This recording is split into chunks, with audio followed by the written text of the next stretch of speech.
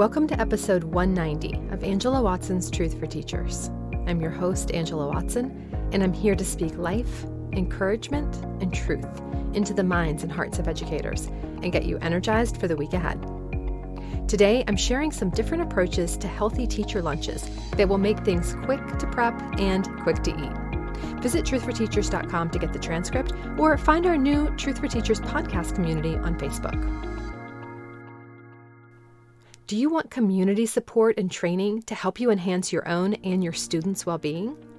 Breathe for Change offers the world's only 200-hour wellness, SEL, and yoga teacher training specifically for educators. And they partner with schools, districts, and organizations to enhance community-wide well-being. You've heard me interview their founder on episode 173 of the podcast, so you know what a life-changing program this is. The Breathe for Change training is held nationwide, and applications for 2020 are now open. The training will empower you to integrate mindfulness and socio-emotional learning into your classroom and community.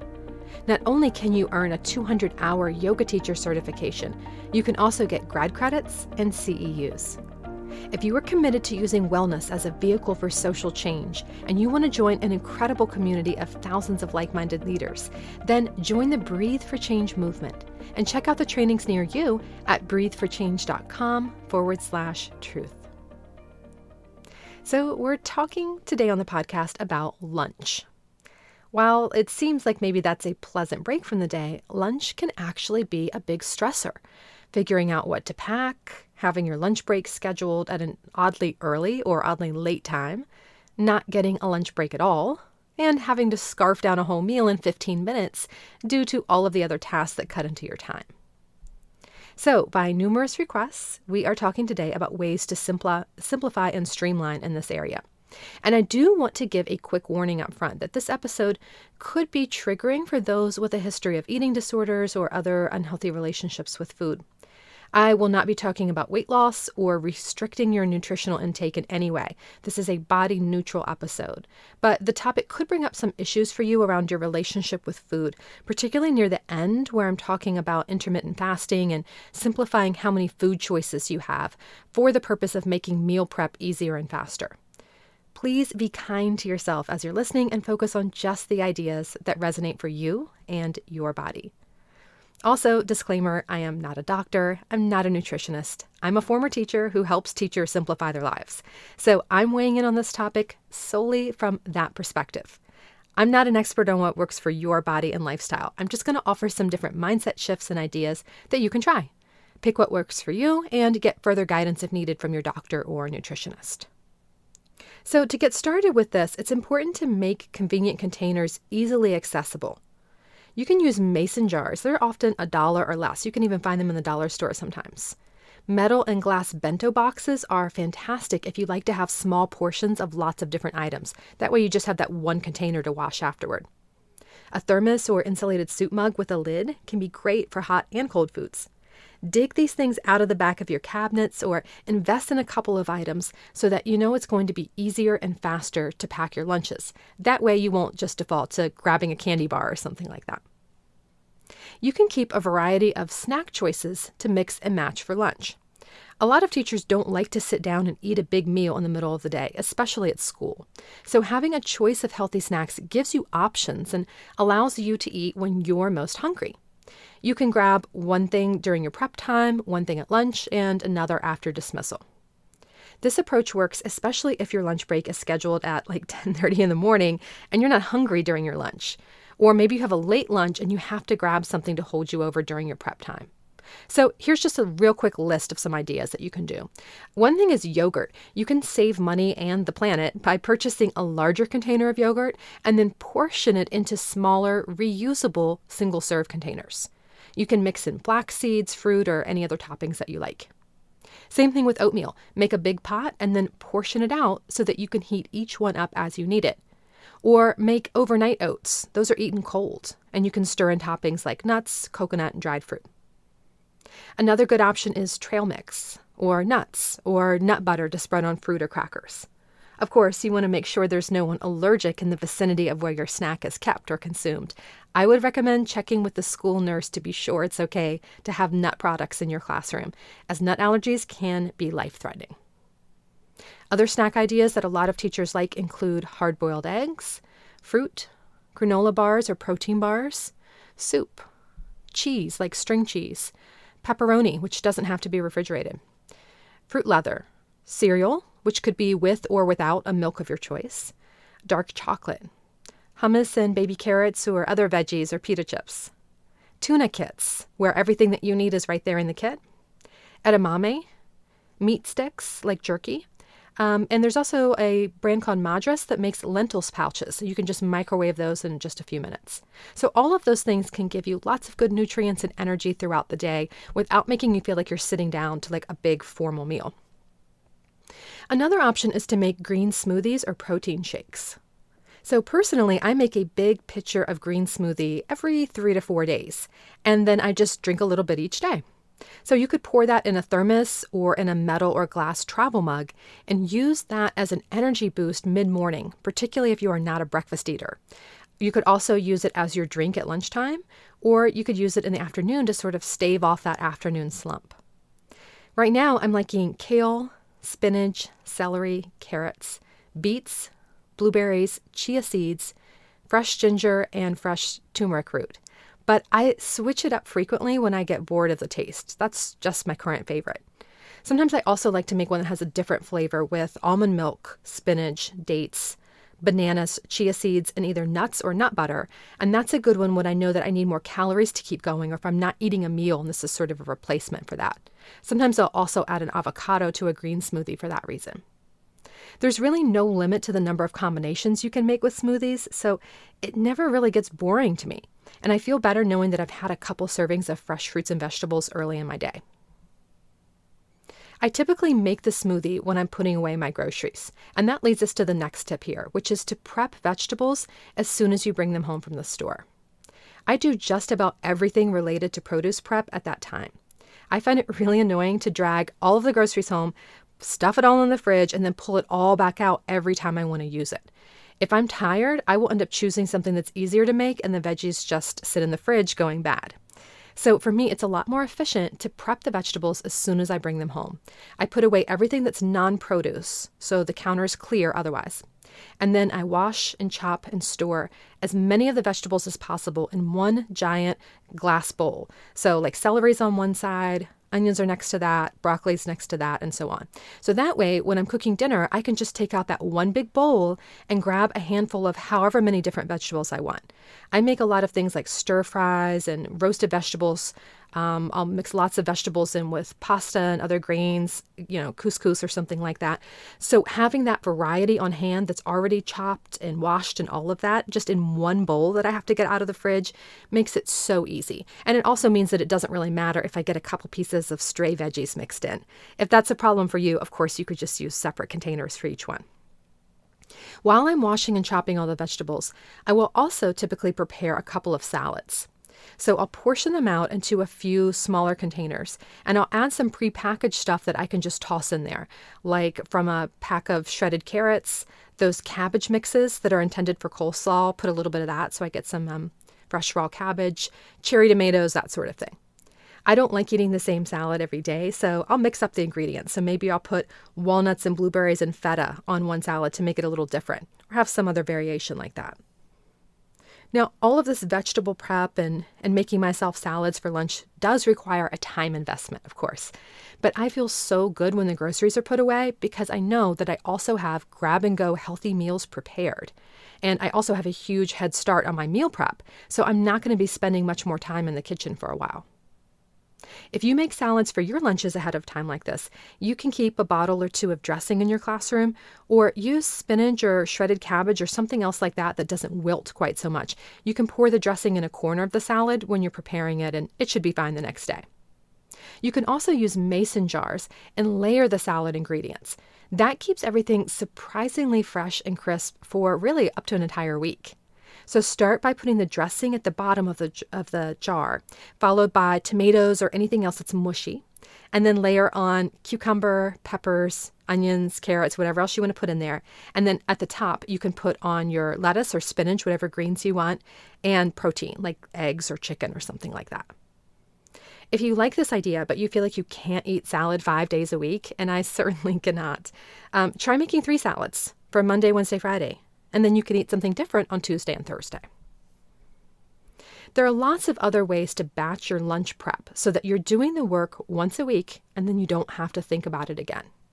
Food prepping like this can make it so much easier to make sure that you're eating healthy, and it takes a lot of stress out of the work week. So I strongly encourage you to invest the time up front into figuring out a system that works for you, rather than standing in front of the fridge every night and every morning trying to figure out what to do. That's really draining and takes a big toll on you over time. I know one teacher who picks what she wants for lunch that week, makes a lot of it, and then portions it out into 5 containers. For example, one week she made brown rice, red beans, and a tofu squash zucchini stir fry. And inside each of the containers for the day, she put the beans on the left side, the rice in the middle, and the stir fry on the right. So she had 5 containers, 1 for each day. Now, if it sounds boring to you to have the same lunch 5 days in a row, remember this is 1 meal out of probably 3 that you'll have that day, and you can spice things up with different snacks. Or you can do like I do with the salads and make a couple of them slightly different in terms of seasoning and toppings so that they don't all taste exactly the same. Other teachers cook ahead of time and freeze food. So you can do this with like bean burritos, breakfast burritos. Those are examples of things that really freeze and then thaw and reheat well. A breakfast type of casserole is another option. So add veggies, eggs, maybe potatoes or meat, and you can either bake it or cook it on a stovetop and then portion it out and freeze it. You can take a portion out of the freezer for breakfast or lunch. Just add a little bit of cheese and microwave it for a minute. You can also cook all of your meat at one time and then divide that into meal-sized portions and freeze it. So this works with ground beef or turkey, with chicken, roast, all kinds of things. Cook it all, divide it up so it's just about the right amount that you need for your meal, and then when it's time to cook the meal, just grab that one piece out of the freezer. Now, personally, I don't eat a lot of meat, and I don't like cooking it because it's just greasy, and I just don't like that. It feels like it's extra work in the kitchen to clean up after. So one thing that helps for me is to prepare a whole pack of something, and then I'll portion it out throughout the week. So maybe I'll make some turkey bacon, and then I might add a little bit to a salad, a little bit just for extra flavor and pasta, add a little bit to an omelet or something like that throughout the week. And then instead of having to make bacon every time, I have some on hand. This will also let me put a little bit more in my husband's portion than mine, because he will definitely eat more meat than I will. And I'll do the same thing with ground turkey. So some of it will go in the soup, some will go in a rice dish, some will go in a pasta dish. So that one pack of meat really lasts me throughout the week because it's not one of the main things that I eat. This leads us into another tip, which is about making almost every dinner give you 2 days worth of lunches. It is rare that I cook a dinner that won't result in at least 2 full meals of leftovers, because I pick foods that taste better the next day. So, for example, I like to make a huge pot of vegetarian chili for dinner, and then I will eat the leftovers over salad, like a taco salad, or over a baked potato. I will often also cook 2 similar dinners at once to make 4 separate meals. So I'll make a big pot of soup, for example, maybe with spicy sausage, sweet potato, and kale. And at the same time that I'm cooking that, I'll also make a pasta that uses the spicy sausage and the kale. So just like a simple pasta tossed in a little bit of olive oil and maybe some red sauce, whatever I want to do, and then use that spicy sausage and the kale that I cooked, stir it into it, and just add some fresh Parmesan on top. So those 2 meals have very different flavors. It doesn't feel like I'm eating the same thing over and over again, but the meals use a lot of the same ingredients. So cooking them both at the same time is pretty easy. We'll have the pasta that night while the soup flavors simmer a little bit more, and then have the soup the next night. We'll have the leftover pasta the 3rd night, and then the soup leftovers the 4th night. So I've cooked 1 time, and then we have those 4 meals out of it. And you could do the same thing with lunches. Instead of having extra dinners and not have to keep cooking dinners, repurpose those leftovers for lunch. I highly recommend that you create a set of go-to meals for dinner that can be used as leftovers. In the June materials of the 40-Hour Teacher Workweek Club, we talk a lot about simplifying meal prep and other kinds of tasks at home. And one of the things that I talk about there with teachers is to create a meal rotation that you repeat instead of continually trying to find new things to make. So the idea is to stop reinventing the wheel every day. Find a few things that you like and that feel easy for you and stick with that. And make enough dinner to repurpose those as leftovers for lunch so that you're getting those full hot meals at lunch without having to cook so often. Some people like to follow the same exact plan every single week. So, for example, one member of the club shared that in her household, Monday is a stir fry with either rice or noodles. She has Taco Tuesday. Wednesday is soup and sandwich. Thursday is breakfast for supper. Friday is salad bar and pizza. Saturday is the grill. And Sunday, they have brunch and a crock pot meal. She also rotates in black bean tacos, tamales, and hot dogs. Those are all favorites in her family. So this way, she's not always trying to come up with stuff that everyone likes. She's already found, a core of like 10 things that they like and basically makes them over and over, and everyone knows what to expect. Shopping and cooking is also very easy, so is mealtime when she started switching to this plan. So that's one option for you. If the same meals every week feels too repetitive, you can make a plan for the month. So that way you're not repeating meals until after 30 days have passed. You can also create seasonal menus where certain dishes are in rotation on a weekly basis every week until the seasons change. So maybe there's a simple gazpacho that makes an appearance regularly in the summer and is replaced with, something roasted vegetables or something in the fall. Now, it might sound daunting to try to come up with all of your meal ideas for a whole month, much less a seasonal menu, but it doesn't have to be complicated. Just start by thinking about 3 or 4 meals that everyone in your household likes. That's your week 1 plan. Choose a couple more, write that down next to week 2. You will have 4 weeks of meal ideas in no time, I promise, especially if you're using Pinterest or an online recipe site to help give you ideas. As you get good at this, you'll recognize which meals should come in the same week to repurpose ingredients and save money. So, for example, if you know that you're buying a roast chicken, you can grill it and serve it with barbecue sauce. You can portion out some to make for chicken salad as your lunch the next day, or have chicken tacos for your lunch the next day. You'll start to get better at that once you realize the meals that you're making over and over again. Now, another strategy is to try to eat the same lunch daily or eliminate it altogether. And let me say up front what I'm talking about with this. What we're trying to do here is reduce the load on your executive function with unnecessary decision making. In the evenings, when you are already exhausted and you're already mentally depleted, you are not going to do your best creative thinking and problem solving in the kitchen. So you want to do the majority of decision making at a different time, maybe on the weekend when you have a little bit more mental bandwidth, so that you're not having to think about this very much on a day-to-day basis. And I think often we overcomplicate meal prep because we live in a society that has so much abundance and choice. Our bodies get accustomed to a lot of variety. In many parts of the world, though, this is not the case. When I went to Costa Rica, for example, I ate some variation of rice and beans 3 meals a day, 7 days a week. And that might sound a little boring to American ears, but there is a simplicity there that I think we can learn from. You can eat the same thing every morning for breakfast or every afternoon for lunch, and your body will grow used to that and adapt to it. Now, I found that I personally function better and feel better when I don't eat breakfast, and I prefer to consume all of my food between the hours of 11 a.m. and 7 p.m. I'm not super regimented with it. Sometimes I'll start a little sooner and a little later. And if my friends are having brunch or going out to dinner at 8 p.m., I'm happy to break this. I'm just talking about on a typical day when I have most of the control over what I'm eating and when I'm eating. That's what I prefer to do. And it started for me when I decided to create a cutoff time of food for myself. I noticed that I tend to eat healthy and make good choices all day, and then I will stuff myself full of junk food after dinner while watching TV. So I decided, what if I just cut it off at 7 p.m. So that way I'm not spending the whole evening again making all these decisions over and over again. Should I go back? Should I have more? Do I want this? Should I have something else before I go to bed? I just was so sick of having to think about that all evening, so I just created a rule. That's it. After 7, we're not eating anymore. And what I realized was that not only did I not need more food in the evening in order to feel comfortable and to sleep well, which was something that I was very worried about before doing this, I also realized I wouldn't wake up hungry. I could easily go until 10, 11, sometimes even 12 o'clock without eating anything. So that was a huge confirmation to me that all that late night snacking had very little to do with what my body actually needed and was actually just a bad habit. So I wasn't quite sure if that was healthy, like this skipping breakfast and, not eating after 7. I didn't really know because I've always heard that breakfast is the most important meal of the day and that you should eat small, frequent meals all day long rather than eating like a big meal all at once.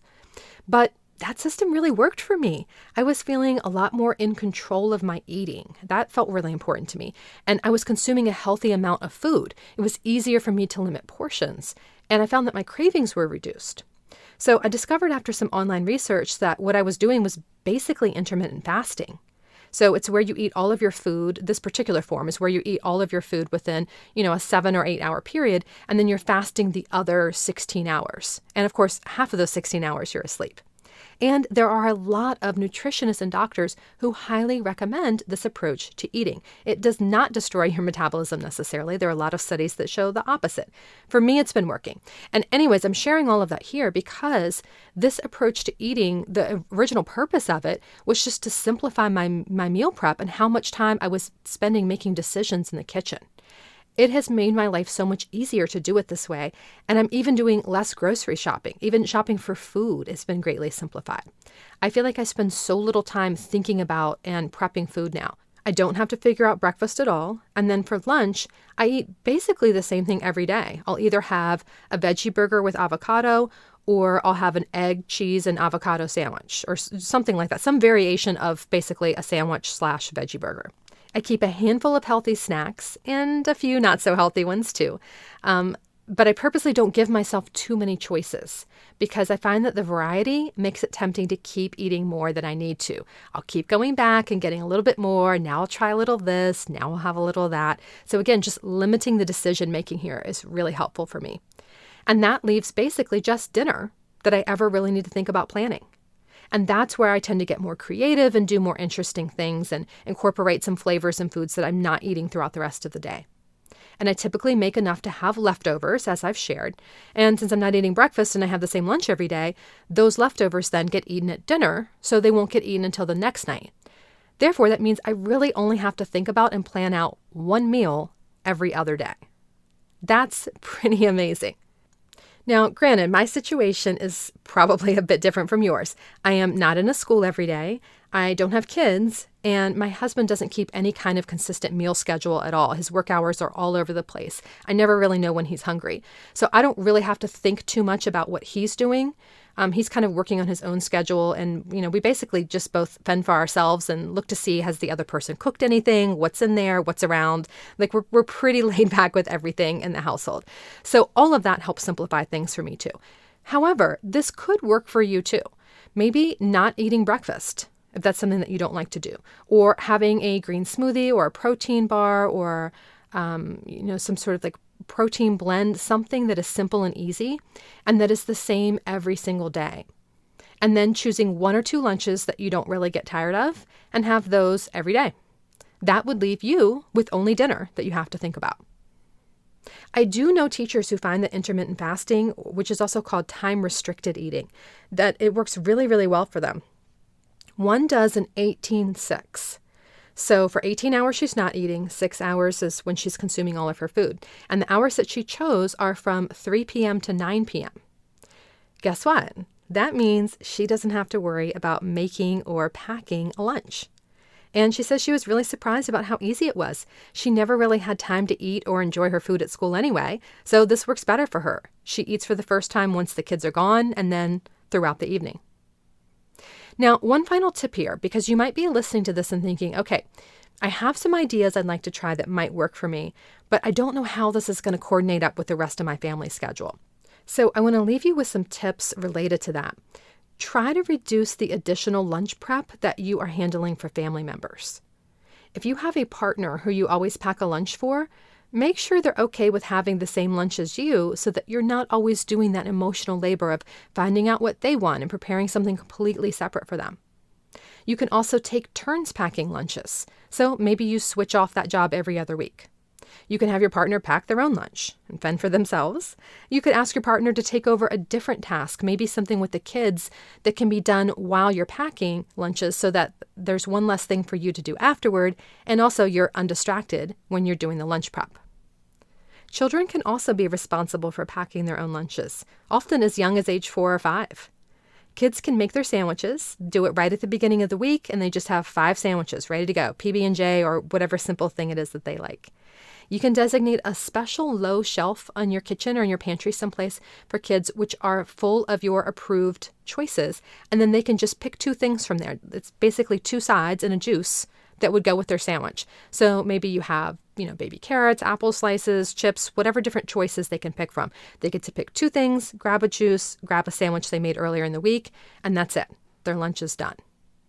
So if you feel like you're having to pack lunches for 2 or 3 or 4 or more people who each have their own dietary preferences, and this one wants that, and then you got to prepare something separate for this one, all of that requires not only a lot of time, but a lot of mental bandwidth to figure out.